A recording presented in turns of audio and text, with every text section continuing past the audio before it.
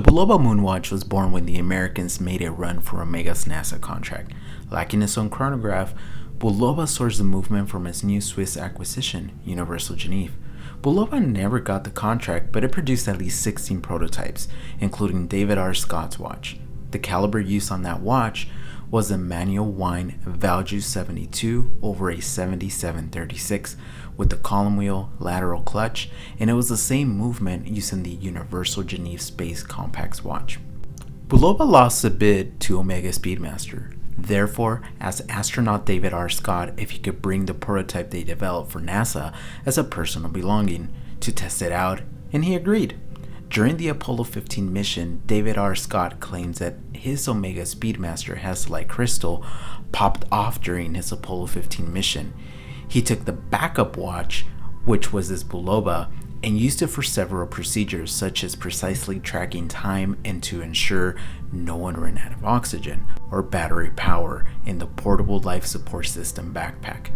It was also used to back up the onboard timers for the critical re-entry into the Earth's atmosphere. As soon as the team returned to Earth, they had to return the issued Omega Speedmaster watches, as these devices are usually government owned. However, David R. Scott got to keep the Bulova watch. Fast forward to 2015, and David R. Scott's watch sold in a private auction for more than $1.6 million. Bulova, of course, took advantage of this and re-released the watch, but with some changes. The Lunar Pilot, as they called it, resembled the original. The main differences between this watch and the original were the movement, the date, the size, and the subdial configuration. The original, left to right starting at 9, had the running seconds, 12-hour chrono, and 30-minute chrono. Here, the 9 o'clock dial counts 60 minutes, running seconds is at the bottom, and the rightmost 1/10 of a second. Since the release in 2015, there have been 4 iterations released. One with stainless steel bracelet, one with the carbon strap that also comes with a Velcro NATO, the PVD version, and most recently, an all-polished version that comes on the NATO.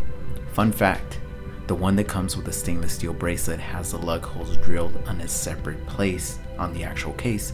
Therefore, the bracelet is not interchangeable between all the models. Also, not all the models have the date complication, and this PVD model features a vintage Bulova logo. I chose to go with this PVD version as it appears to wear much smaller on my 6 and 7/8 inch wrist. This due to the black pulling the whole thing in.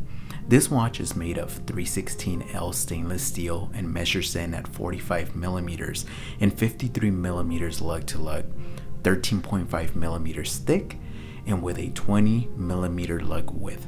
It features push and pull crown, a beautiful flat anti-reflective sapphire crystal, comes with 50 meters of water resistance, and it weighs in at almost 7 ounces. The included strap resembles a NATO due to the fact that it doesn't actually loop through the spring bars, but rather it attaches the way a normal 2-piece strap would. Overall, it feels like a quality band, and it's finished with a matching black hardware. The movement in the watch is what Bulova calls its flagship movement, the most accurate in the world. This thanks to its thermal-regulated 3-prong quartz crystal that produces a 262.14 kilohertz vibration frequency, 8 times greater than a conventional 2-prong crystal. That keeps the time to within 10 seconds per year, which is Grand Seiko territory, and if you ask me, for a lot less money. The subdial at 6 o'clock ticks gently every second until the battery dies. The 1/10 of a second dial at 3 o'clock moves smoothly, as does the chrono second hand in the center when engaged. The chrono pushers are unique slender blades, and they click very, very nicely. Speaking of the 1/10 second subdial, as it is engaged, the dial wrists rapidly for 30 seconds before it pauses. When you stop the chrono, it jumps to the proper reading. Everything glides back home when you reset. Flipping the watch over, you'll find the specs and engraving commemorating the Apollo 15 mission. The applied hour markers and everything in between sit above the minute register, and the tachymeter just above all that.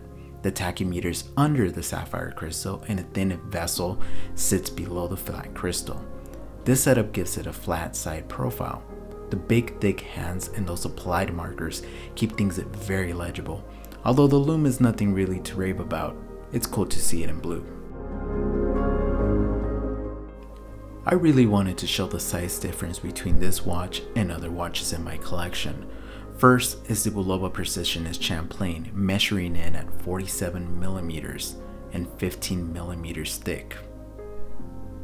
Next is this vintage Bulova Accutron, measuring in at 34 millimeters and 12.7 millimeters thick.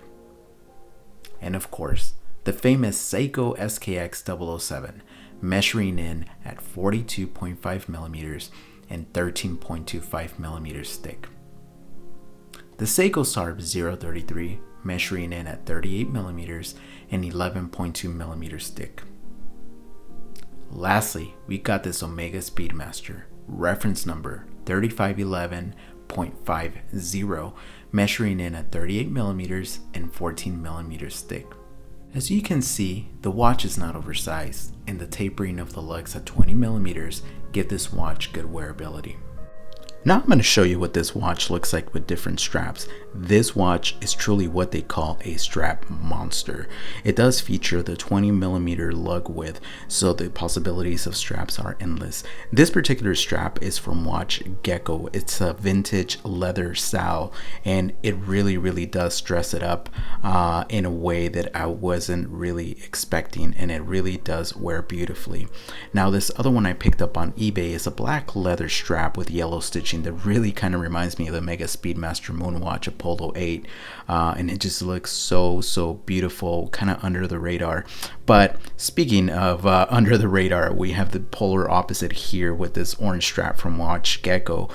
This I really wouldn't wear, is just too crazy for me, but hey, if you like this type of style and you want to make a statement, you put one of these rubber straps on this guy and you will stand out.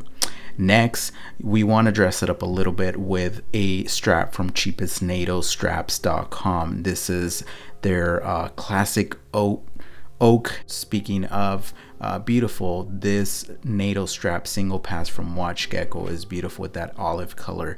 It really makes it more of a military style watch. But speaking of the military, I have it on this camel strap from cheapestnatostraps.com, and it really actually looks really cool. So I'm just showing you how you could transition this watch in different ways. But if you look at this watch, it does feature black spring bars. And if you don't have other watches to compare it to, here's an Oreo for comparison. The biggest drawback with the Lunar Pilot is the size. Many people in the watch world have said that if this watch was smaller, they would buy it in a heartbeat. Of course, making the size smaller is impossible without changing the high beat movement, as the movement alone makes up for the entire case. For me, however, owning this Lunar Pilot feels very close to owning an Omega Speedmaster, in the sense that I own something that has a cool history behind it, and of course is linked to space exploration. I highly recommend this watch to any space enthusiasts out there, as you too can own a piece of history for a fraction of the cost. Thank you so much for watching, and stay humble.